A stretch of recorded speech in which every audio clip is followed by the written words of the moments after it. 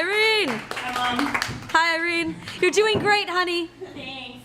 So, yeah, I just moved here like 72 hours ago. Me and a really good friend, we drove here from Southern California. We took 3.5 weeks and we made all these stops. It was really amazing. One of the first places we stopped in was Austin, Texas.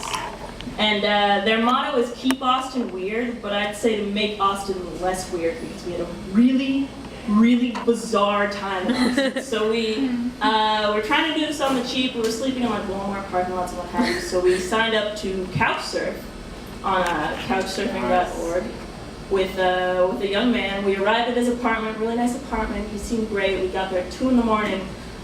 He had a big wall-sized projector for his computer monitor. We were all sleeping in the same room. So the first thing he watches is a 20-minute documentary on scopolamine, this new horrific date rape drug. And there's these testimonies from these like 18-year-old Colombian prostitutes. Scopolamine's ruined their life, and now they're doing the same thing to customers. It was this horribly horrific documentary. So we were a little confused by that choice. But then he proceeded after that 20 minutes to watch another 20-minute documentary on a Japanese man who eats people, specifically white girls. And he is free in Japan thanks to a weird Japanese loophole in the legal system. And then we went to sleep. For some reason, we did not leave. We stayed for a couple days until things got too weird. He became very erratic, and we had to actually flee. So that night, we decided we'd just set up the back of the car. We managed to have a good night, even though we were pretty upset. We set up the back of the car in a parking spot next to a park, and we figured we'd sleep there. So we're lying down for about 5 minutes. And this Frank Zappa-looking motherfucker just kind of like loosens up. He's got like this big mustache and a goatee and kind of a scraggly ponytail. And he posts up against a light box like 10 feet from our car. And it really looks like he's staring very intently into our car. So I was like, yo, Jenny, Frank Zappa, scoping our car super hard. Just keep it quiet. You know, the windows were tinted. So we're sitting there for a couple minutes, trying to assess the situation. Is he waiting for someone? Is he picking up? That's fine. I don't mind.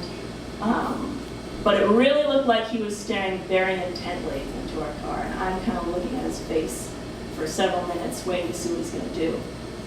And it all became kind of too unnerving. So I sat up to assess the situation.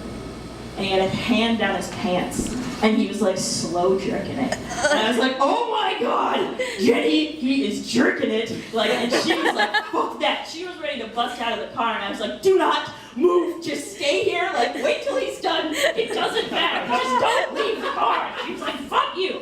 And she turns on the lights, I squeal, she throws all the stuff back in the car, and I didn't. But I really wanted to roll down the window and just be like, oh, as soon as he sees us leave, he starts kind of trying to like walk it off.